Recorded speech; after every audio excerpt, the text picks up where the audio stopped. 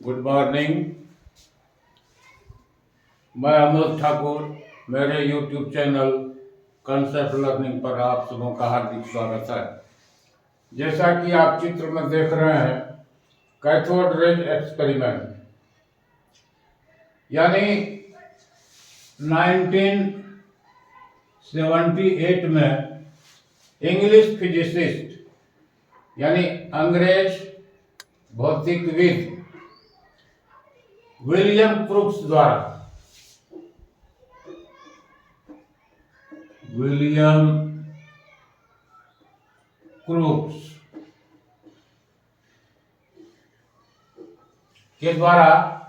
Cathode rays experiment किया गया। तो कैथोड रेज एक्सपेरिमेंट से पूर्व में पिछली कक्षा के बारे में चर्चा करना चाहूंगा कि डाल्टन एटॉमिक थ्योरी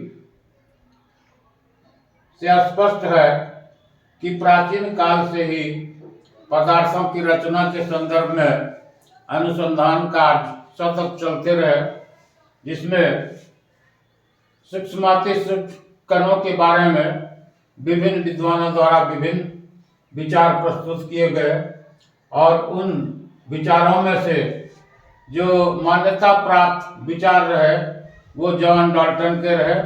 उनमें कुछ त्रुटियां थी, उनमें कुछ सुधार किया गया आधुनिक परमाणु सिद्धांत के द्वारा, परंतु यह पता चला कि परमाणु ही अंतिम कण नहीं है, बल्कि परमाणु भी कुछ सूक्ष्म कणों से बने हैं, जिन्हें इलेक्ट्रॉन, प्रोटॉन, न्यूट्रॉन।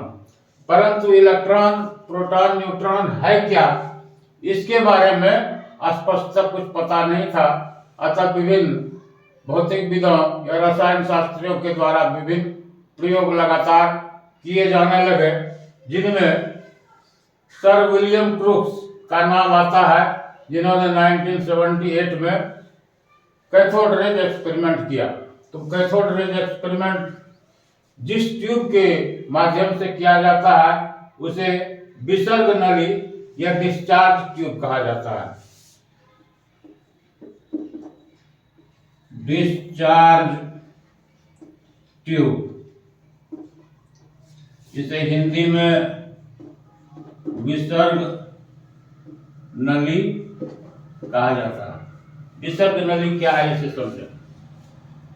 यह साधारणतया एक कांच की खोखली नली है, जिसमें एक वैक्यूम पंप लगा रहता है, वायु सूचक पंप, वैक्यूम पंप। और शायद इंग्लिश में एकमात्र वैक्यूम शब्द है जिसमें डब्ल्यू का यूज होता है, जहां तक मैं जानता हूं, वैक्यूम।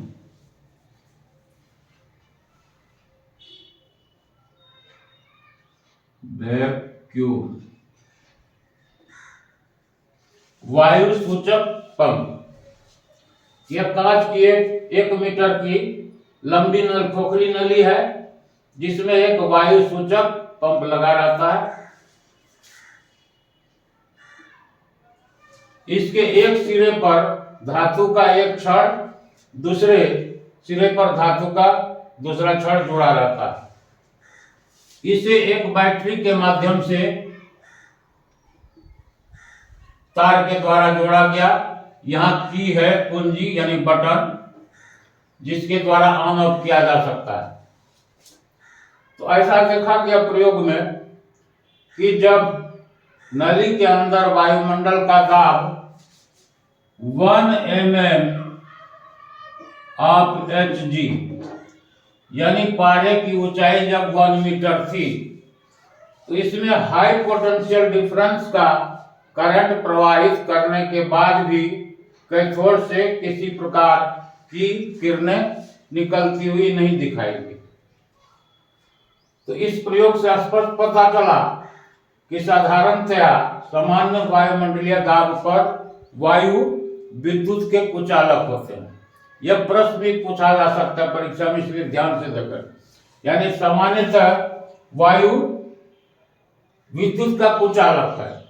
यदि वो सुचालक होता सामान्य अवस्था में, तो ये जो इलेक्ट्रिफिकेशन के लिए वायर है जहाँ करंट फ्लो करता है, तो समझ सकते हैं कि इस हवा में करंट फ्लो करता और समस्या उस पर हो जाती है। इस प्रयोग से भी आप समझ सकते हैं कि वैसा यदि होता तो आज जो हम विद्युत के बिना जी नहीं सकते हैं, उसका अस्तित्व क्या होता।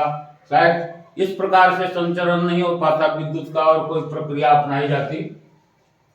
तो सामान्य वायुमंडलीय दाब पर इसमें उच्च विभवांतर का विद्युत धारा प्रवाहित करने पर भी किसी प्रकार के किरणों का उत्सर्जन नहीं होता, परंतु इस वायु सूचक पंप के द्वारा जब नली के अंदर की हवा का दबाव कम कर दिया जाता है, यानी इसे 0.01 to 0.001 mm ऑफ Hg, इसे आप समझने का प्रयास करें कि बैरोमीटर में पारा भरा रहता है और पारे की ऊंचाई सामान्यतः सामान्य वायुमंडल जब स्थिति होती है तो 76 सेंटीमीटर या 760 इसे अलग से समझे, भौतिक विज्ञान में इसकी चर्चा की जाएगी। 76 और 76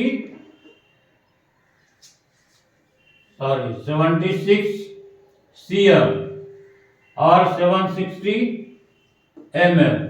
यानी जब वायुमंडल बैरोमीटर में पारे के स्तंभ की ऊंचाई 76 सेंटीमीटर या 760 मिलीमीटर हो, इसे नॉर्मल प्रेशर कहा जाता है।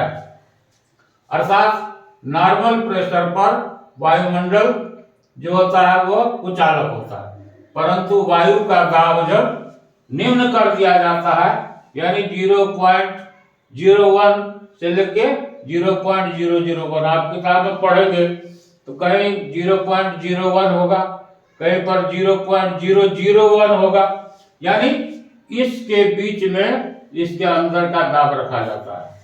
तो जब विसर्ग नली के अंदर का दाब माना जाए कि 0.01001 mm ऑफ Hg है और उसमें उच्च विभवांतर यानी हाई पोटेंशियल डिफरेंस को मैं हल्का समझा सकता हूं कि जब दो बिंदु यानी किसी वायर में जब करंट फ्लो कर रहा है A to B, यहां पर का विभवांतर अधिक होना चाहिए, इससे इसका पोटेंशियल ज्यादा होगा, इसका कम होगा, तभी करंट इधर से इधर हो जाएगी, क्योंकि उच्च दाब से निम्न दाब की तरफ हवा चलती है। उसी प्रकार उष्मा का प्रवाह उच्च ताप से निम्न ताप की तरफ होती है। उसी प्रकार विद्युत धारा का प्रवाह उच्च विभव से निम्न विभव की तरफ होता है, और दोनों के बीच का जो विभव का अंतर उसे ही विभवांतर या पोटेंशियल डिफरेंस कहा जाता है। तो जब हाई पोटेंशियल डिफरेंस पर इससे होकर के विद्युत धारा प्रवाहित की जाती है, तो कैथोड से शाइनी रेज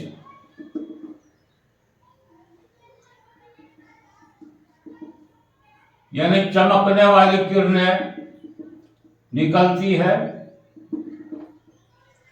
तो चूंकि ये किरणें कैथोड की सतह से निकलती है और एनोड की तरफ जाती है, जो बैटरी के धन ध्रुव से जो इलेक्ट्रोड यानी धातु के जो छड़ हैं ये इलेक्ट्रोड कहलाते हैं, और धातु का वह छड़ जो कि बैटरी के धन ध्रुव पॉजिटिव पोल से जुड़ा हुआ है उसे एनोड यानी हिंदी में धनोद, और धातु का वह कैथोड छड़ जो कि बैटरी के ऋण ध्रुव से जुड़ा हुआ है उसे कैथोड या ऋणोद कहा जाता है।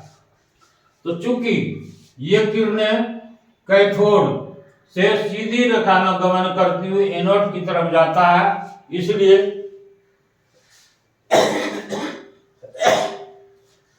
इसके कैरेक्टर को जे टॉमसन ने पकड़ा।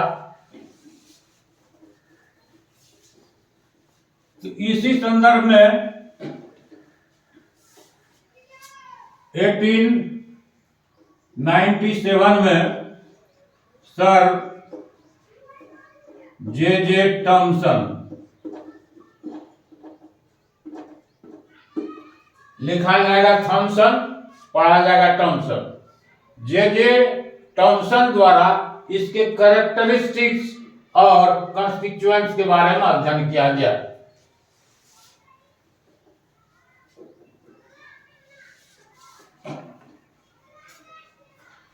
उन्होंने अपने अध्ययन क्रम में पाया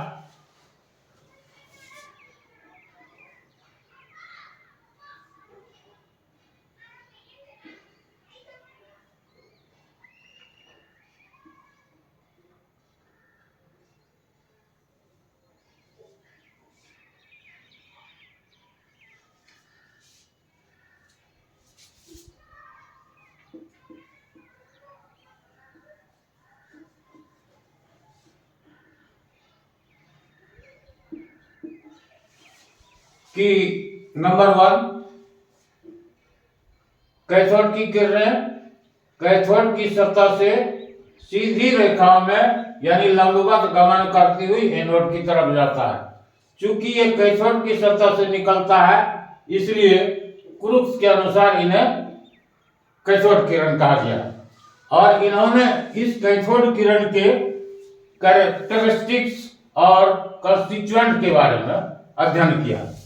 कैरेक्टरिस्टिक्स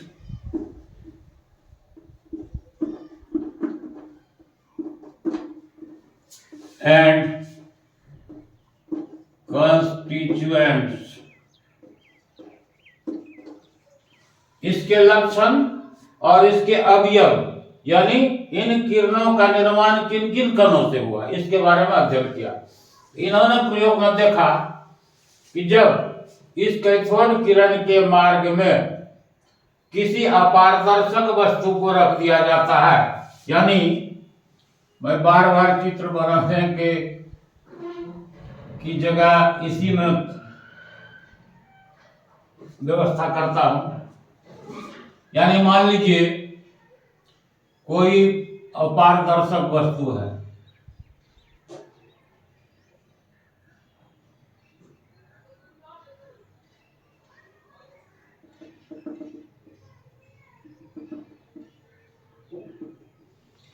इसके मार्ग में जब किसी अपारदर्शक वस्तु को रख दिया जाएगा, ये किरणें गमन नहीं कर पाएगी, इसलिए इस वस्तु की स्पष्ट छाया बनेगी।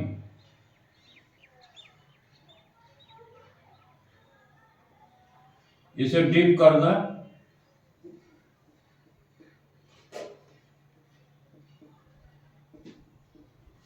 यानी इस प्रयोग से पता चलता है अध्ययन के क्रम में कि कैथोड किरणें प्रकाश किरण की भांति बिहेव करती है, यानी इसके मार्ग में जब किसी अपारदर्शक वस्तु को रख दिया जाता है तो उससे होकर के गमन नहीं कर पाती है, उस वस्तु की स्पष्ट छाया बनती है।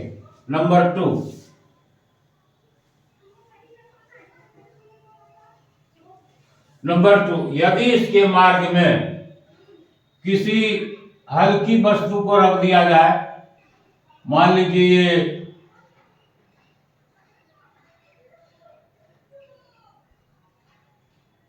एक घिरनी टाइप का है,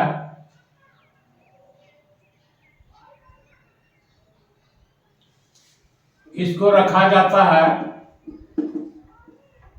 इसमें गति उत्पन्न हो जाती है, अर्थात ये घिरनी घूमने लगता है।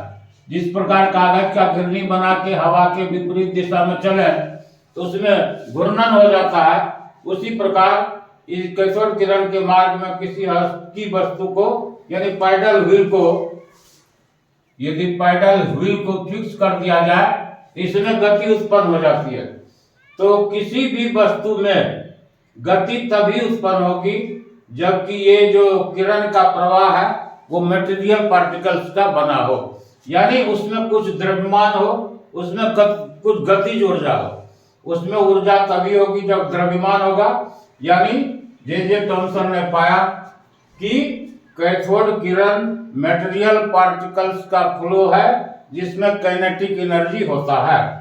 नंबर 3,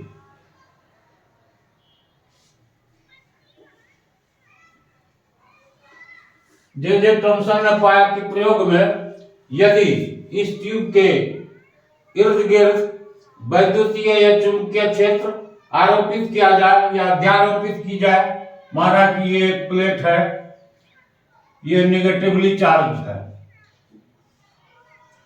और यहां पर पॉजिटिवली है प्लेट। तो ये किरणों का बहाव पॉजिटिव की तरफ होगा, यानी विसर्ग नली के इर्द गिर्द यदि इलेक्ट्रिकल या मैग्नेटिक फील्ड आरोपित किया जाए तो इन किरणों का झुकाव फील्ड के पॉजिटिव पोल की तरफ होता है। यानी पॉजिटिव की तरफ हम जानते हैं कि समान ध्रुवों में विकर्षण और समान ध्रुवों में आकर्षण, समान आवेश में विकर्षण और समान आवेश में आकर्षण। ये किरणें जब धन ध्रुव की तरफ आया, धन क्षेत्र की तरफ आया, इसका मतलब इन कणों में अवश्य ही ऋण आवेश है जो कि विपरीत आवेश यानी धन आवेश की तरफ विचलित होता है। इस प्रकार जे थॉमसन ने अपने अध्ययन के क्रम में पाया कि cathode rays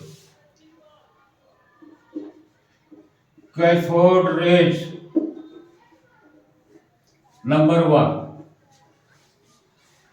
it behaves like light wave.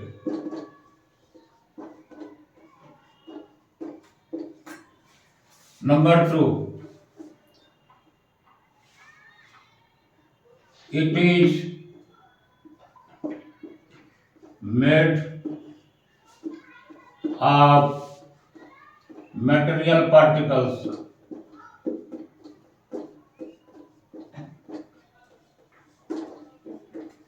possessing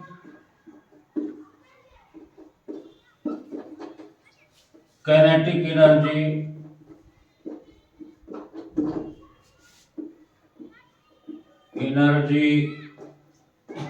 with it. Number 3, it is negatively charged.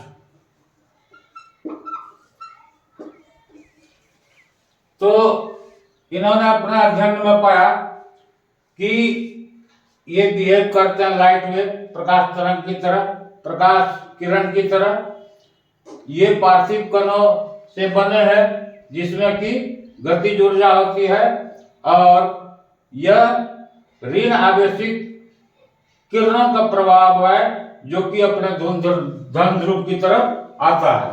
इसी निगेटिवली चार्ज पार्टिकल को उन्होंने इलेक्ट्रॉन कहा। यानी electron was discovered by J Thomson in 1897। So electron was discovered by J Thomson. तो परीक्षा में पूछा जाता है कि इलेक्ट्रॉन की खोज कब हुआ और किसने किया। इस प्रकार मैं समझता हूं कि कैथोड रे एक्सपेरिमेंट के माध्यम से आप स्पष्ट रूप से समझ गए होंगे कि कैथोड रेज क्या है, इसकी प्रकृति क्या है और क्या यही इलेक्ट्रॉन है। चूंकि ये नेगेटिवली चार्ज पार्टिकल का फ्लो है, एक्सपेरिमेंट में पाया गया, इसमें काइनेटिक एनर्जी होता है, ये शैडो क्रिएट करता है, ये मोशन क्रिएट करता है, it bends toward the positive pole of the field. So all this makes the behavior of that unseen particle which resemble like the properties of electron. So J Thomson ने कहा कि ये जो किरणें हैं, ये जो कण है और कुछ नहीं बल्कि इलेक्ट्रॉन है।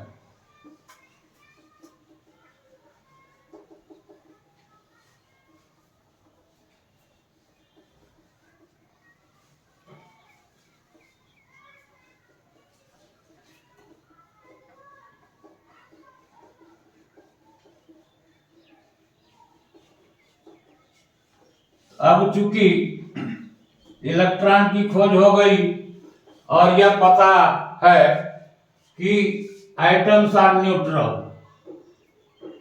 एटम्स आर न्यूट्रल, यानी परमाणु उदासीन होते हैं। यदि परमाणु में ऋण आवेशित कण इलेक्ट्रॉन है, इसे काउंटर बैलेंस करने के लिए अवश्य कोई कण होगा जो पॉजिटिवली चार्ज होगा।